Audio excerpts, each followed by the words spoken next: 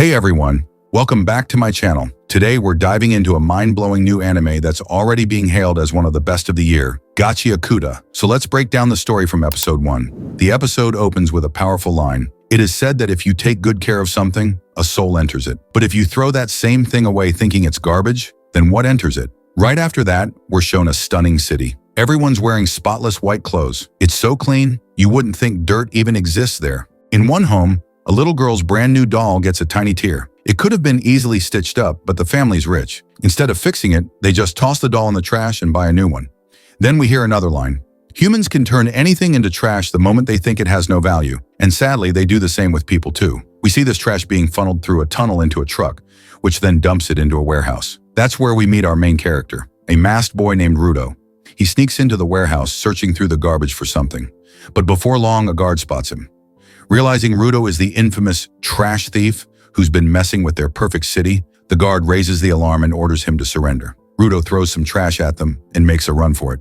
They even fire bullets, and though one grazes his arm, he manages to escape. He's incredibly fast. Once he's outside, he mutters to himself, "I'm not hurting anyone." Turns out, all Rudo wanted was that same torn doll. Meanwhile, in town, a few girls are gossiping. "Did you hear? That trash thief showed up again last night. Who steals trash anyway?" One of them says, "He must be one of the tribe folk." Nearby, a man overhears them. His clothes are slightly dirty. He too is from the tribe folk. These people are treated with disdain. "Look how filthy he looks. Why do they even come into our land?" The man named Regto opens a gate and walks out. We now see the massive wall dividing the city. On one side is wealth, beauty, and luxury. On the other, it's all filth, decay, and poverty. The rich live on one side, and the poor, the tribe folk, live on the other. Even on this side, people complain about the trash thief, worried he'll bring trouble to them all. Cut to Rudo again. He's fixing that torn doll. Just then, a girl named Chiwa shows up. She scolds him for bringing back trash again. "The city folks take their garbage seriously," she warns. "If they catch you, there's no telling what they'll do. You've got to stop stealing trash." Rudo says that rich people throw away things that are still perfectly fine, and it makes him feel bad. He fixes those things and sells them to make a little money for his daily needs. Just then, 3 boys show up and start making fun of Rudo. They say he smells bad and Chiwa shouldn't be hanging out with him. They joke about his dirty gloves and say if he touches her, she'll get sick. Chiwa replies that she has no problem with Rudo. "We all live in the slums, so we're the same. This slum area was originally built to hold criminals, and everyone living here is a descendant of one. That means they're being punished for what their ancestors did. They work really hard to change their image. But Rudo's father made things worse by killing many people. So others look down on Rudo because of his father." Hearing this, Rudo gets really angry. When the boys see the look in his eyes, they get scared and leave, saying, "Like father, like son, he'll also turn into a killer one day." Chiwa tells Rudo, "You're not like your father. I believe in you. You're a good person, and you'd never hurt anyone." Rudo gets shy when he hears that. It's clear he likes Chiwa. Then Chiwa sees the doll that Rudo fixed and really likes it. Rudo didn't bring the doll to sell it. He actually wanted to give it to Chiwa as a gift. But before he could give it to her, her mother comes and Chiwa leaves. Rudo goes home, and Recto starts teasing him. "You brought that doll for her, didn't you?" He had heard everything. He tells Rudo he should just tell her how he feels. Then Recto asks, "What were you up to last night?" He tells Rudo, "We're not so poor that you need to become a trash thief. Let me worry about earning money. You shouldn't risk your life." You see, Recto raised Rudo like a father. He's not Rudo's real dad, but he's like one, and Rudo respects him a lot. Rudo steals trash only to help with the burden on Recto. Just then, Recto notices Rudo's hand is hurt. He tells Rudo to take off his gloves so he can treat the wound. He warns him to stop stealing, because next time, he might get seriously hurt. Rudo's hands look strange, and he blames his father for that. That's why he always wears gloves to hide them. Recto tells him that doing a big crime means a death sentence, and here criminals are thrown into the pit. That's been the rule for ages. Rudo's father was also thrown into the pit, so Recto tells Rudo to be careful. Rudo remembers that his hands have been black for as long as he can remember. They hurt sometimes, and people stare at him. Back then, Recto gave him gloves, and since then, the pain has become less. Rudo can never forget that kindness. Recto teases him again, saying he should confess his love to Chiwa soon, or someone else might win her heart. The two joke around, and then we see a strange man standing outside their house. The next morning, Recto tells Rudo to smile more, or he won't look good. Rudo then takes the doll and goes out to find Chiwa. He sees the pit too.